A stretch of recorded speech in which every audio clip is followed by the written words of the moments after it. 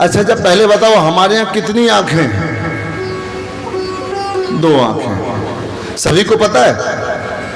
अच्छा एक बात बताओ, एक आंख से कितने किलोमीटर देखते हो? एक आंख से कितनी दूरी पर दिखाई देता है?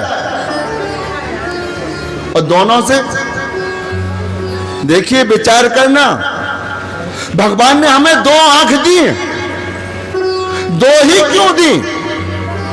3 दे देते, 4 दे देते, 1 ही दे देते। ऐसा तो नहीं है कि एक आंख से 1 किलोमीटर और 2 आंख से 2 किलोमीटर दिखता हो। क्यों भाई? ऐसा भी नहीं है कि एक आंख आगे और एक आंख पीछे देखती हो। क्यों भाई? कहां देखती हैं? बोलिए जय श्री। तो भगवान ने 2 आंख क्यों दी? देखिए, ध्यान देना, एक आंख है ज्ञान की और एक आंख है वैराग्य की। और 2 का अर्थ है क्या? सम।